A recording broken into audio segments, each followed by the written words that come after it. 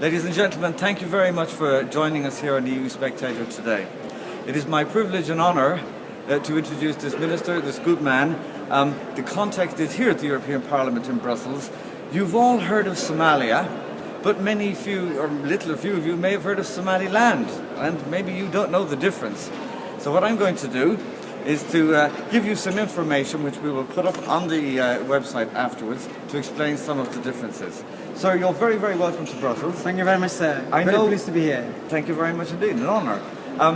For people who wouldn't know that you're a part of Somalia at this moment, but you're looking for full independence as such. So in terms of international recognition, the United Nations, the European Union, etc. You're here on a 3-day mission. You've met with with your delegation, and you've met with some people. Have you felt that you've made some progress in contacts here in Brussels? I think all the people we met were very sympathetic to the case for Somaliland. And by the way, Somaliland is a very old country. We have a history of more than 100 years. And within the 100 years, we had only a history of less than 30 years with Somalia. Yes. Somaliland was a British protectorate from 1997 to 1960, June 26, 1960.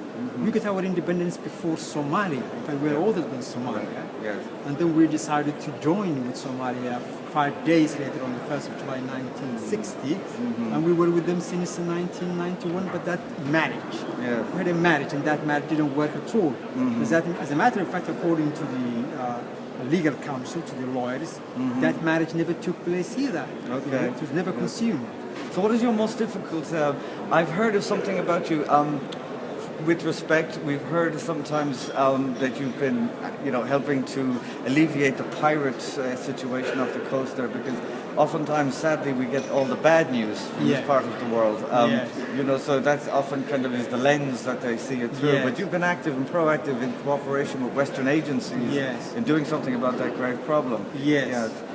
But has it helped you in terms of the hurdles you have to come across in the international community, if you will? Well, as you rightly said, good guys are not in the picture. It's always the bad guys who are on the picture. Yes.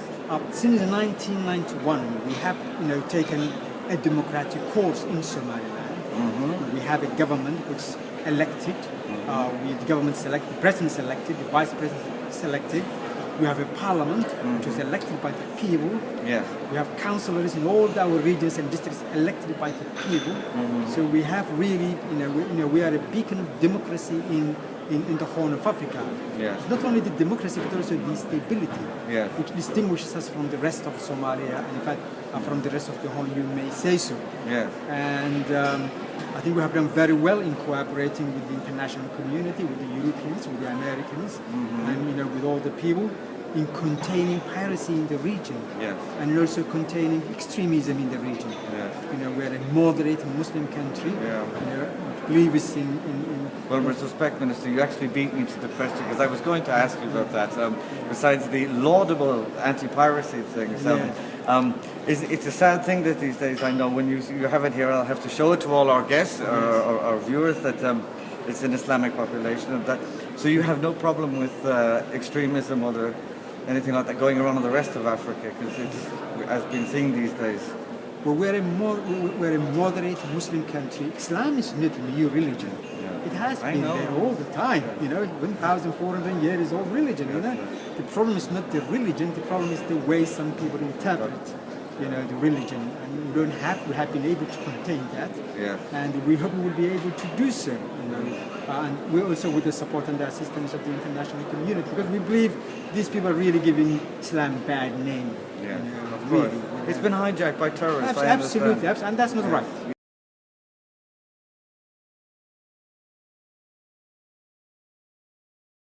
before I leave you, sir, can I ask you, so what concrete steps, what was your agenda if you had to nail down for 3 or 4 points in your mission here to Brussels, indeed your long term? What is the priority, if you could put it in number 1, 2, 3 for me? Right. Well, the main priority was to present our case, our political case For independence. for independence to the European members of Parliament, which we have done that. We have been to several committees, we have seen several people, and all the people we are talking to were really sympathetic and were sympathetic to our case. We wanted also to talk to the Commission, to the EU Commission, about aid for Somaliland. As you know, I mean, probably you do not know, but the EU is the #1 donor for Somaliland. They support all sorts of programs, and we also have been talking to them about how we can make that more effective. It also express our appreciation to the European Union. Absolutely. That's very good indeed. And I wish you the very best of luck. Again, welcome to Brussels. And very good luck with your countrymen in Somaliland. Shukran jazilan, as they say in Arabic. Yes. And I wish you very much luck, sir. Thank you very much, sir. Thank you very much. Thank you very much.